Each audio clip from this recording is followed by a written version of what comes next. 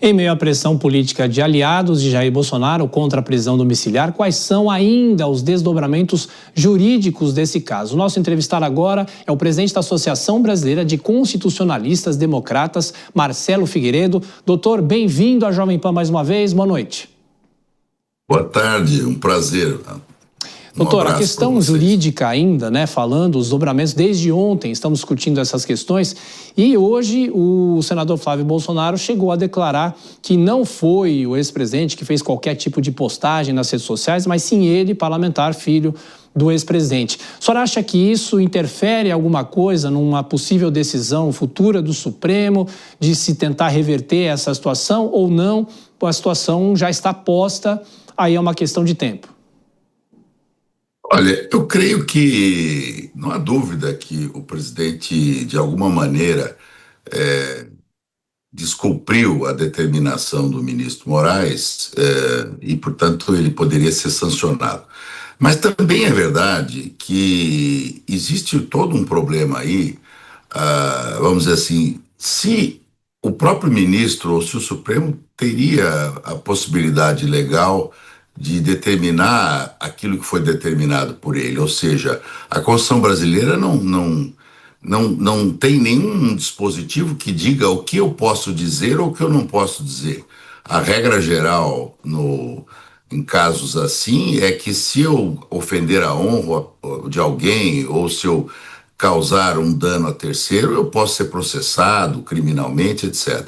Então, é provável que o advogado dele tente recorrer ao plenário, por exemplo, ou tente entrar com embargos, ou com habeas corpus, ou com qualquer outra medida, para que essa decisão de prisão domiciliar não fique definitiva ou só na mão do ministro Alexandre. Porque, afinal de contas, o Supremo é composto de 11 ministros e não de apenas um. Então, é bem provável que o advogado não vá aceitar esse fato consumado simplesmente, É provável que ele recorra e use de todos os recursos possíveis para que ele tente reverter essa prisão, inclusive questionando se aquele ato foi um ato de desobediência ou não ao ministro Sim. Moraes. Doutor Marcelo, na sequência, a pergunta da nossa comentarista Dora Kramer. Dora? Boa noite, doutor Marcelo. Engasguei. Boa noite. Desculpa. Olha só. O governo dos Estados Unidos não desiste de se manifestar sobre uma questão da justiça brasileira, tá? Se manifesta, certo, pressiona, usa ferramentas para tentar interferir, uma interferência que sabemos impossível. No entanto, ela continua e entrelaça a questão comercial com a questão política / jurídica. Até agora, além do que o governo americano fez, há mais ferramentas no estoque que aquele governo pode usar para tentar pressionar a justiça, nesse aspecto, internamente, a justiça? Você tem toda a razão, Dora.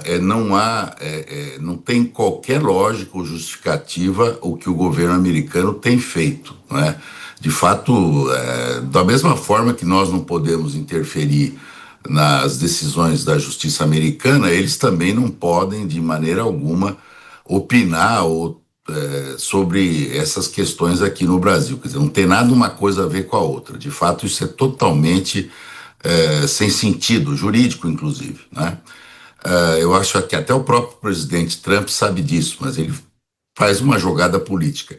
Agora, do ponto de vista da lei, a lei é muito ampla. Ela foi aprovada há alguns anos para tentar pegar em suas malhas todas aquelas pessoas que, segundo a visão norte-americana, estariam violando os direitos humanos, Então, sim, eu diria que é possível, sim, é possível, infelizmente, que essa lei continue a atingir o Brasil e até os familiares, eu diria, do ministro, embora isso seja absolutamente sem sentido, mas eu diria que sim, é possível, sim, a lei pode ser, eles podem dar uma interpretação, como deram até aqui, sem sentido, mas para nós que não tem sentido, mas para eles tem, e dizer, não, mas então, tá bom, então todo mundo aprovou essa prisão, ninguém foi contra essa prisão, então vamos estender essas proibições para os outros ministros também, que não opinaram, enfim, tudo pode acontecer. Né? O presidente Trump, pelo que nós estamos vendo, não tem nenhum tipo de equilíbrio político. Né? Ele faz um verdadeiro jogo aí, né? Uma chantagem, vamos chamar assim, ou uma fraude, como quiser. De modo que, sim, infelizmente, eu acredito que a lei pode ainda ser utilizada, porque não há nenhuma lógica. Eles simplesmente manipulam essa lei como eles querem. E o que eles querem é levar as pessoas com as quais eles não concordam a uma falência financeira, uma paralisia financeira, que é isso que a lei, em última análise, deseja, quer dizer, bloquear a possibilidade de qualquer operação financeira internacional, com cartão de crédito, com compra de câmbio, de moeda estrangeira, enfim, e por aí vai. Doutor Marcelo, pergunta de Nelson Kobayashi. Koba? Doutor Marcelo, boa noite, um prazer falar contigo. Eu gostaria da sua análise sobre algumas imputações que os apoiadores do ex-presidente têm feito a respeito de algumas fragilidades que estariam presentes na decisão. A primeira delas, o fato de ser uma decisão de ofício. Até onde consta, não houve representação nem da polícia, nem do Ministério Público. Foi uma decisão do próprio ministro, de ofício.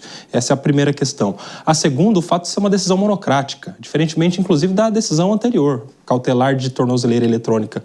A de referendo do plenário, que foi referendada, e a prisão domiciliar, essa monocrática, ou seja, a situação mais branda no plenário colegiado e a situação mais grave monocraticamente. A sua avaliação técnica sobre isso?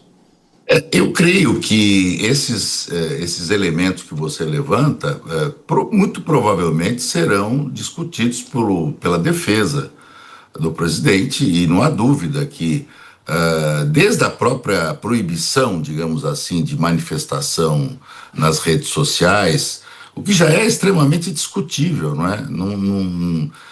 Não existe nada na Constituição que diga o que eu posso falar, o que eu não devo falar, o que eu posso falar. Quer dizer, muito menos nenhum juiz de direito pode dizer o que eu devo ou não falar. Eu posso ofender as pessoas e aí ser punido por isso, ou enfim, pagar uma indenização, etc, etc.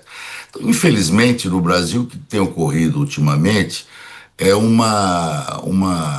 diria, uma superafetação de poder, sobretudo do Supremo Tribunal Federal. Isso tem ocorrido, né? Isso não é bom, porque o Supremo, infelizmente, ele crê que ele seja o único defensor da democracia. Tudo em nome da democracia hoje é feito a partir da visão de um ou de outro ministro do Supremo.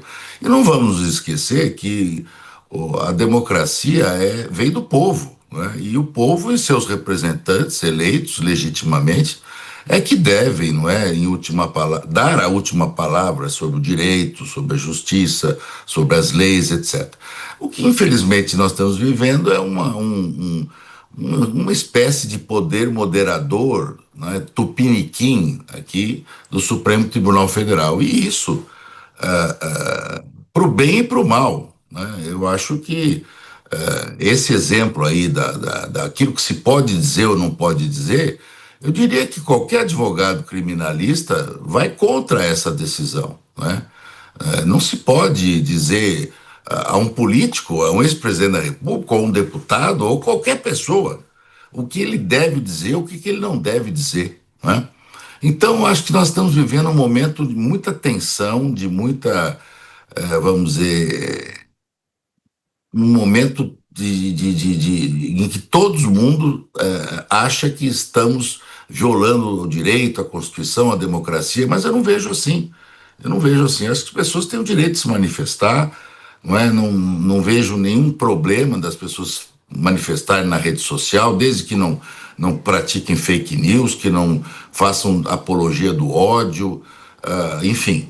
Aí, fora disso, é um direito das pessoas falarem o que quiserem, como quiserem, não é? E depois respondam pelos excessos. Isso sempre foi a jurisprudência do Supremo durante anos a fio. Doutor, e de forma breve, o Kobayashi falou da decisão monocrática, né, do ministro Alexandre de Moraes. Eu pergunto para o senhor, quais são as chances de uma decisão dessa também ser submetida aos outros ministros, no caso de uma turma, por exemplo? Isso tem que partir do ministro Alexandre de Moraes, tem que partir talvez de outros ministros, o Supremo precisa ser provocado? Sim, sem dúvida, que a defesa, não é, deverá certamente provocar o Supremo, requerendo que essa decisão não seja tomada solitariamente, monocraticamente pelo ministro Alexandre, mas que seja levada à turma ao plenário. Eu creio que sempre que envolva a figura de ex-presidentes, deva o plenário se manifestar, não é? Porque o Supremo é a composição de 11 ministros, né? Infelizmente, isso parece, talvez numa reforma futura se altere. Hoje, muita coisa é definida isoladamente pelos ministros. Isso não é bom, porque o Supremo dá a última palavra e às vezes a primeira e a última. Então é muito importante que o colegiado se manifeste, sobretudo quando há restrições de direitos ou restrições à liberdade da pessoa, né? Que o Supremo deve cuidar. O Supremo deve cuidar dos direitos humanos, sobretudo, né? Ele é o guardião da Constituição. Então ele deve cuidar para que o colegiado diga o que pensa, né? E não apenas um ou outro ministro, né? Doutor Marcelo Figueiredo, que preside a Associação Brasileira de Constitucionalistas Democratas, mais uma vez obrigado pela atenção com os nossos espectadores. Até a próxima, doutor. E eu que agradeço. Boa noite a todos. Boa noite. Bom, como